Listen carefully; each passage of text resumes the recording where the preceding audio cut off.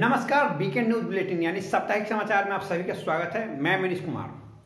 साप्ताहिक समाचार में हम पिछले 7 दिनों की खबरों को बताते हैं। चलिए शुरुआत करते हैं सबसे बड़ी और अहम खबरों से। सुप्रीम कोर्ट ने राजीव गांधी की हत्या के दोषी एजी पेरेडिवन को जमानत दी। 32 साल से जेल में है बंद पेरेडिवन। भारतीय सेना में 2 बार रिजेक्ट हो चुके सैनिक रविचंद्रन ने ज्वाइन की यूक्रेनी आर्मी। अब रूस के खिलाफ हथियार उठाए। बिहार में शराबबंदी कानून लागू होने के 5 साल बाद घरेलू हिंसा में कमी देखी गई। वहीं पूरे देश में 12% बढ़ रहे हैं अपराध। भारतीयों के सुमी छोड़ते ही रूस ने दागी मिसाइलें। हाथ पर लिखे नंबरों के भरोसे 1100 किलोमीटर दूर रिश्तेदारों के घर पहुंचा 5 साल का छोटा बच्चा। भारत ने 2 साल बाद इंटरनेशनल फ्लाइट से रोक हटाई। 27 मार्च से फिर शुरू होगी उड़ानें। और चलते हैं राजनीतिक समाचार की ओर। बनारस में स्ट्रांग रूम के बाहर ईवीएम मिलने पर सपा कार्यकर्ताओं ने डीएम को घेर कर हंगामा किया। वहीं दूसरी ओर बरेली में कूड़े की ढेर से मिला बैलेट पेपर्स। देश में पहली बार गोबर के ब्रीफकेस में बजट पेश किया गया। छत्तीसगढ़ के मुख्यमंत्री भूपेश बघेल ने इसकी शुरुआत की। संजय राउत ने केंद्र सरकार पर साधा निशाना। कहा, ईडी के अधिकारी महाराष्ट्र में चला रहे वसूली के सिंडिकेट। चुनाव खत्म होते ही पेट्रोल डीजल 25 रुपए तक महंगे होने का अनुमान। 14 दिन की हिरासत में ऑर्थर रोड जेल पहुंचे सीपीआई नेता नवाब मलिक। ईडी ने नहीं की कस्टडी बढ़ाने की मांग। अब चलते हैं व्यापार और आर्थिक समाचार की ओर। रूस यूक्रेन लड़ाई से म्यूचुअल फंड निवेशकों को बड़ा फायदा हुआ। लोगों ने बीते माह 19,705 करोड़ रुपए लगाए। एलआईसी के आईपीओ को सेबी से मंजूरी मिली। सरकार बेचेगी 31 crore equity share. Policy holders के लिए 10% शेयर रिजर्व रखा गया। अब फीचर फोन से भी होगा यूपीआई पेमेंट। अब बिना इंटरनेट के भी हो सकेंगे पैसे transfer. RBI governor Shaktikanta Das ने लॉन्च किया नया फीचर। हैदराबाद में बनेगा देश का सबसे बड़ा माइक्रोसॉफ्ट डेटा सेंटर। 2025 तक बनकर तैयार होगा। ई स्कूटर की बिक्री में 444% की ग्रोथ देखी गई। फरवरी में हीरो कंपनी ने सबसे ज्यादा इलेक्ट्रॉनिक स्कूटर बेचे।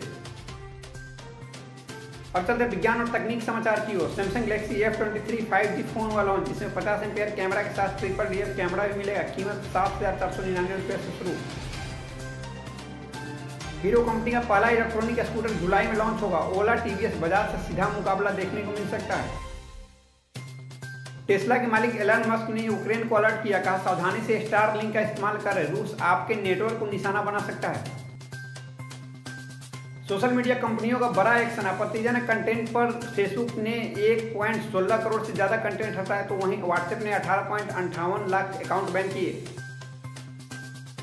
सोशल मीडिया कंपनियों का बड़ा एक्शन। आपत्तिजनक कंटेंट पर फेसबुक ने 1.16 करोड़ से ज्यादा कंटेंट हटाया, तो वहीं व्हाट्सएप ने 18.58 लाख अकाउंट बैन किए। यूक्रेन के लोगों को फ्री कॉलिंग दे रहा है वोडाफोन और डायच टेलीकॉम समेत 14 अन्य कंपनियां। रोमिंग का चार्ज भी नहीं लगेगा। अब चलते हैं अंतर्राष्ट्रीय समाचार की ओर। यूक्रेन के प्रथम महिला ओलेना जेलेंस्की का भावुक पत्र आया सामने। कहा, रूसी हमले में यूक्रेनी नागरिकों का नरसंहार हुआ। हमारे देश में जो हो रहा है। कंधार प्लेन हाईजैक के आतंकी जहोर इब्राहिम की कराची में हत्या हुई। हाईजैकिंग के 2 आरोपी अभी भी है पाकिस्तान में मौजूद।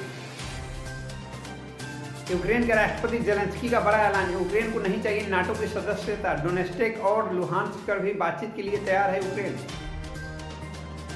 जंग से जूझ रहे यूक्रेनी खिलाड़ियों का बीजिंग विंटर पैरालंपिक में शानदार प्रदर्शन। 19 पदकों के साथ टेबल में तीसरे स्थान पर कायम।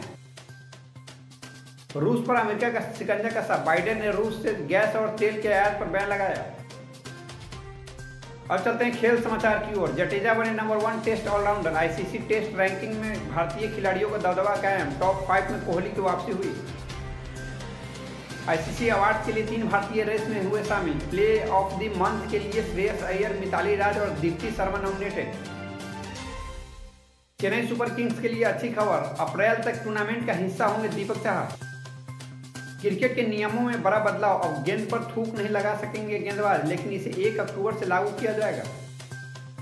रूसी खिलाड़ी को इंटरनेशनल जिम्नास्ट संघ ने बैन किया। ब्रोंज मेडल जीतने के बाद इवान कुलियाक ने चेस्ट पर लगाया था रूसी युद्ध का सिंबल।